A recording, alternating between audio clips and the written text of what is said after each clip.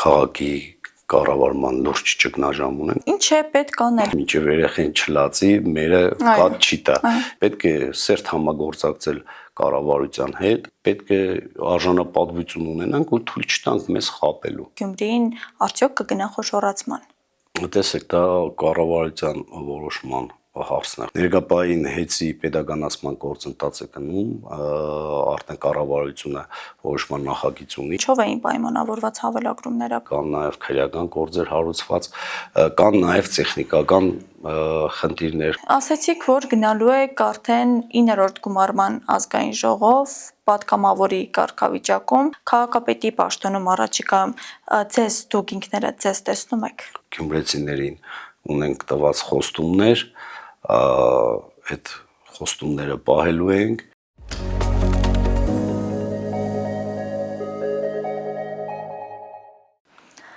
Քաղաքի կառավարման խնդիրներն ու բացերը այսօր մեր դիտակետում են հնարավորությունների սահմանում։ Բարև ձեզ։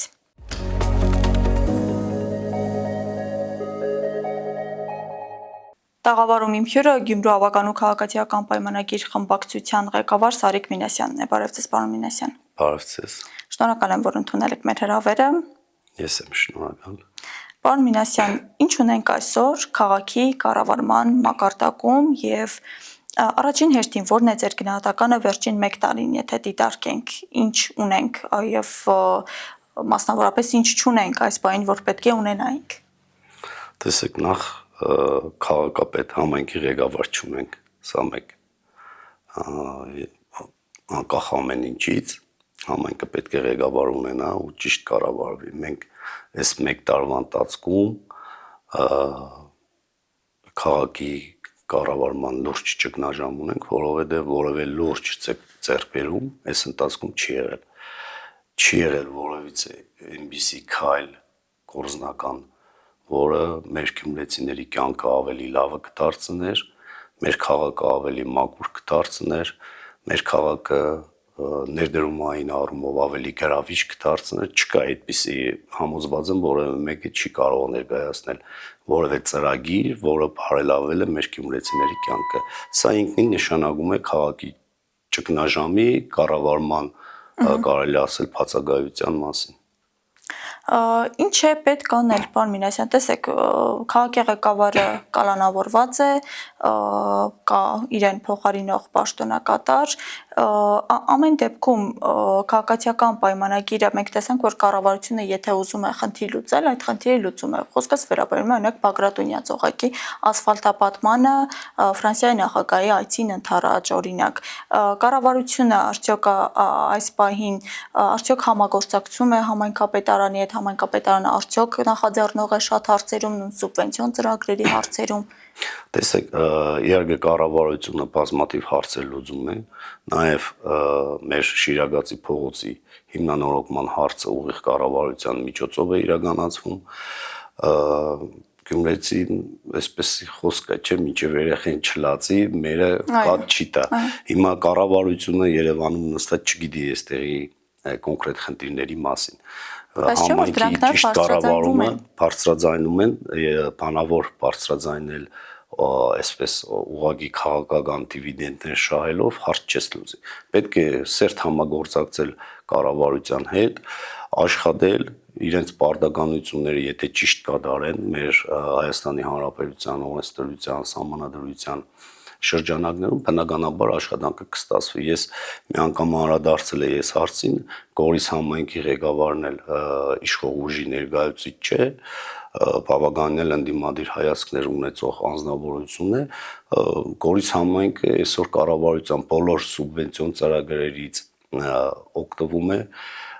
շատ արագ տեմպերով զարգանում է, այդ ոնց է ստացվում, որ մի համայնքում կարող են ընդդիմադիր համայնքի ղեկավարը իր քաղաքի համար ամեն ինչ անել, այսպես ասած Երևանից փոկել բերել, այստեղ չի ստացվում, այստեղ անձի խնդիր է, այլ բան չկա կամ գիտելիքների։ Վերջին ժամանակներում վարչապետ Նիկոլ Փաշինյանը նաև բարձրաձայնեց անի եւ ավստրիական թաղամասերի ճանապարհաշինության խնդիրները, զարմանքով, որ Գյումրիում դեռևս կան նման վատթար փողոցներ եւ նաեւ հանձն առավ այն պատասխանատվությունը, որ Գյումրիում կոնկրետ այդ թաղամասերը եւս բարեկարգվելու են եւ միջոցներ ձեռք կառնվեն։ Այս գործընթացը ինչ փուլում է, երբ տեսանելի պատկեր կունենանք եւ նաեւ կառավարության նիստի ժամանակ պարոն վարչապետը նշեց, որ պետք է անհապաղ արտահերտ ընտրություններ կան մի քանի սցենարներ դեպի արտահերտ ընտրություններ տանող, բայց ձեր գնահատականը որն է, ինչու է պետք այսօր քաղաքին արտահերտ ընտրություն։ Տեսեք, ձեր առաջի հարցի վերաբերյալ քարոզարշավի շրջանակում անձամբ ես վարչապետի հետ հենց 58 թաղամասում միասին ենք քարոզարշավ իրականացնել մեր թիմի հետ միասին եւ այսպես ասեմ, անկեղծ ասեմ, մի պա նույնիսկ հուզմունք առաջացրեց, որ պարոն Փաշինյանը տեսավ այդ իրավիճակը եւ դատարեցրեց քարոզարշավը այդ վրտովմունքի առումով իրոքից եւ միտք արտահայտեց, որ այս իրավիճակում ապրող քաղաքացին ոնց կարող է պատուհանից մեզ ողջունել։ Եվ հենց այդտեղ զգալով մեր քաղաքացիների ջերմ ընդունելությունը, մարդկանց տեսնելով, թե մարդիկ ինչպիսի պայմաններում են ապրում եւ այդ ամեն ինչից դուրս գալով ողջունում են մեզ եւ դա հիմք հանդիսացավ, որ Հայդարի անձամբ իր վրա է անձնական պատասխանատվություն է վերցնում Գյումրին շատ արագ տեմպերով կարգի բերելու հարցը։ Իսկ ինչ արտահերթ ընտրությունների կարիք կա, որովհետեւ մենք նախորդ հարցին երբ անդրադարձանք, քաղաքում կառավարման ճգնաժամ է։ Մեր քաղաքի խնդիրները չեն լուծվում։ Մեր կողմից ներկայացած բոլոր ծրագրերը, քաղաքացիական պայմանագրի կողմից ներկայացրած ծրագրերը բոլորը միաշխվում են։ Մասնավորապես առաջարկել ենք մանկապարտեզները անվճար դարձնելու հարցը, տրանսպորտի թարմացման նոր ավտոբուսներ ձեռք բերելու հարցը, առաջարկել ենք բուլվարային թաղամասի այդ բարձրահարկ շենքերի վերելակների ձեռքբերման հարցը ծրագրով բազմաթիվ հարցեր կան, որևէ հարց չի լուծվել։ Մենք իմ պաշտոնավարման այդ ամիսներին հասցրեցինք մասնակցային բյուջետավորման ծրագրով 90 միլիոն դրամ կառավարությունից բերեցինք Գյումրիի, որպեսզի թափառող կենտանիների, մասնավորապես շների համար կացարան կառուցվեր, նույնիսկ այդ հարցը չկարողացան իր տրամաբանական ավարտին հասցնել, մրցույթ հայտարարեցին, որևէ շինարար չմասնակցեց, այսինքն այստեղ կա լեգիտիմության եւ վստահության խնդիր։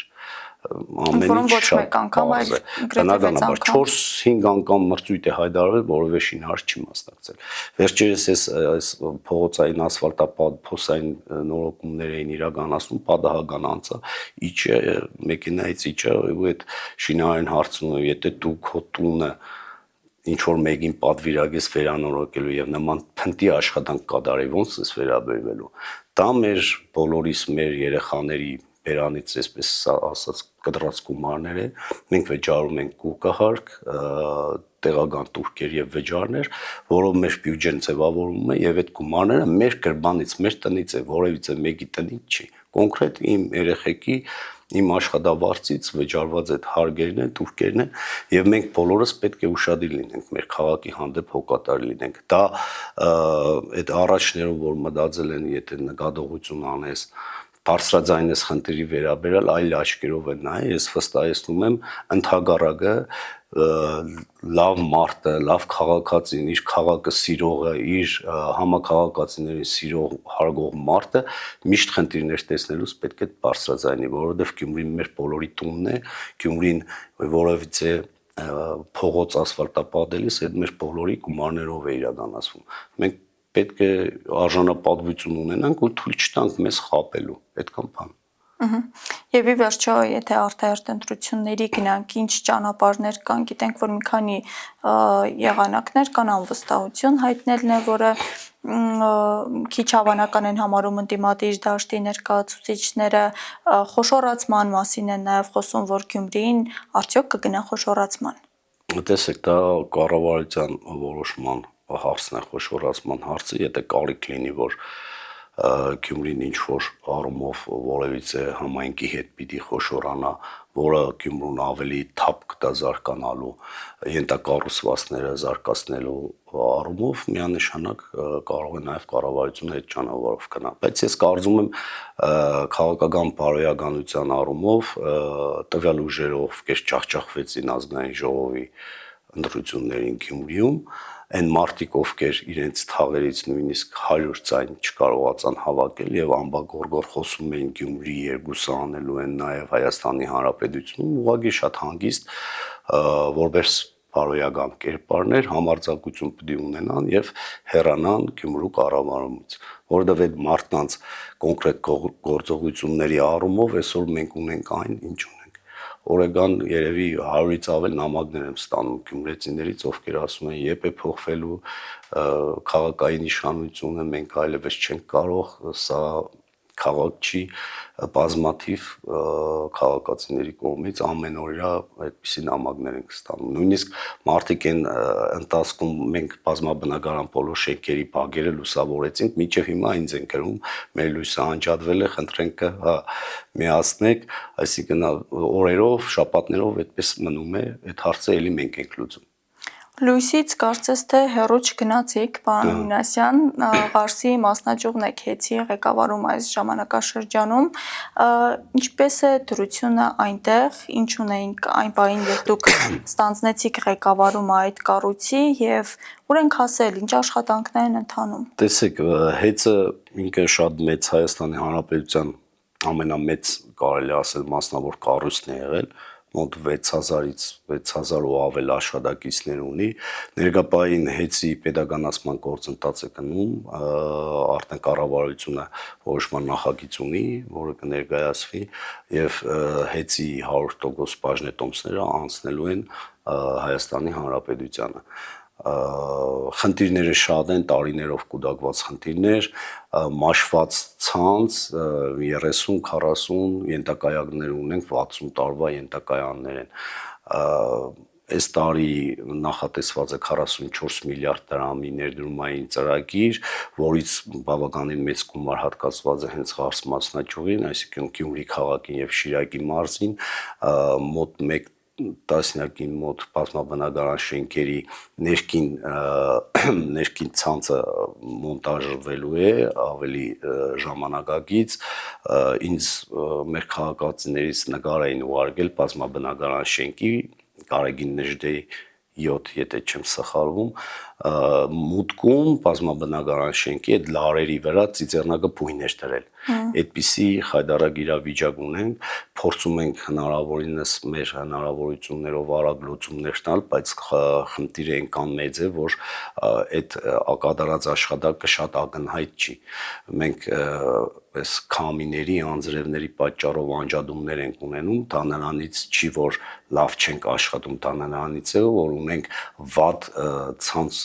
մաշված, բարոյապես, ֆիզիկապես մաշված։ Եվ այս ամենը շատ արագ փոփոխության կարիք ունի, կարծում եմ պետականացնելուց հետո մենք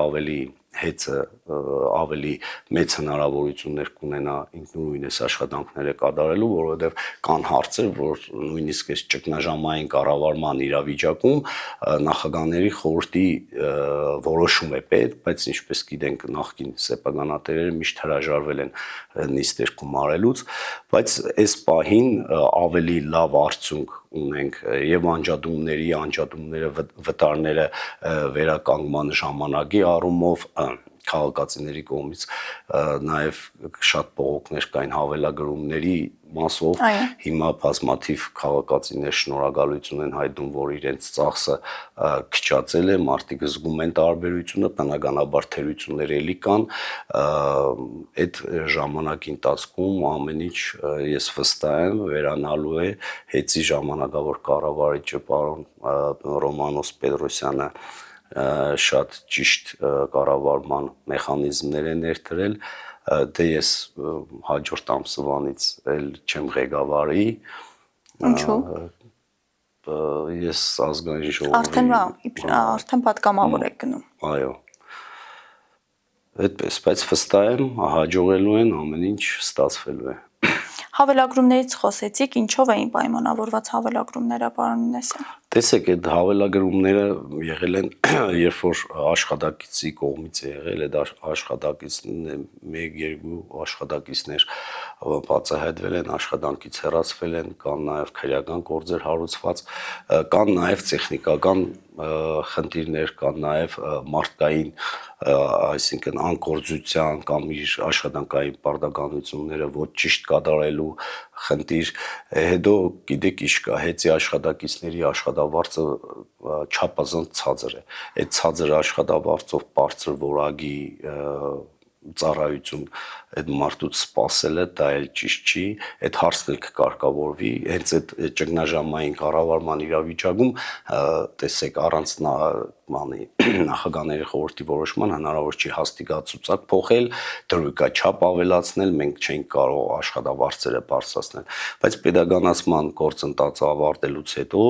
միանշանակ հետի աշխատակիցների աշխատավարձերը պետք է բարձրանան, կհասնեն այն աշճանի, ինչ մնացած բոլոր pedagogan կառույցներում, կօգտվեն pedagogan սոցիալական բոլոր ծրագրերից եւ արդեն այդ մարդկանցից կարելի է ավելի, չնայած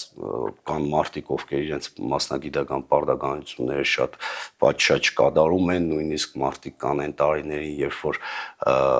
մենք մեր երկիրը ընդհանրապես ճգնաժամի մեջ է եղել, կարելի ասել անվարձահայտույց են աշխատել, այդ մարդիկ էլ կարեք ունեն հոգատարության, պետության կողմից իրենց հանդեպ լավ վերաբերմունքի, այս գործընթացներ են, որոնք մի փոքր ժամանակ է պահանջում։ Այ պարոն Մինասյան, տեսեք, խոսում ենք ցածր աշխատավարձի մասին, խոսում ենք անորակ մալուխային ցանցի մասին, վատ այսպես ցանցի մասին, բայց ինչ մակարդակում է եղել աշխատակազմը, իր մասնագիտական պատրաստվածության մասին է խոսքը։ Տեսեք, տեխնիկական առումով բավականին մենք լավ մասնագետներ ունենք, այսինքն ճարտարագետներ, ինժեներները, բավականին երկար տարիների փորձ ունեցող մարդիկ անձնվիրաբար աշխատել են, հանուն արտարության ամեն ինչ պետք է ճիշտ ասել, բայց գնահատված չեն եղել, այսինքն բարձր մագարտագի պաշտոնյաները ստացել է շատ բարձր աշխատավարձ, միլիոնավոր դրամներ, իսկ այդ ներքևի տանջվող, չարչարվող աշխատակիցները զրկված են եղել այդ ամեն ինչից։ Ասացիք, որ գնալու եք արդեն 9-րդ գումարման ազգային ժողով, պատգամավորի կարգավիճակում, բայց խոսակցությունները այլ բանի մասին են ասում, քաղաքում ձեզ ավելի շատ քաղաքապետի պաշտոնում են ուզում կամ խոսում են, որ այդ պաշտոնում կտեսնեն, այս լուրերի մասին ինչ կասեք։ Բնականաբար դա եղել է մեր նպատակը, մեր թիմի կողմից, նաև իմ նպատակը, ես ինչպես նախկինում ասել եմ, իմ երեխաներին եմ խոստացել, որ իրենց միջավայրը մեր քաղաքը փոխելու ենք ու ամեն ինչ անելու ենք օրենքի, մեր սահմանադրության շրջանակներում մեր նպատակին հասնելու, մեր քաղաքին տեր կանգնելու համար։ Տեսեք, ազգային ժողովի ընտրություններից հետո պարզ դարձավ, որ բազմաթիվ ուժեր, անուններ չտամ, բոլորը կհասկանան, այդ ձայները, որ տարել էին մարդկանց կաշառք բաժանելու միջոցով։ Նաև մեր համայնքի ղեկավարի հավաքական ընտրությունների ժամանակ նաև քրեական գործեր եղավ, ուղղակի համատարած բացահայտումներ չեղավ կամ ավելի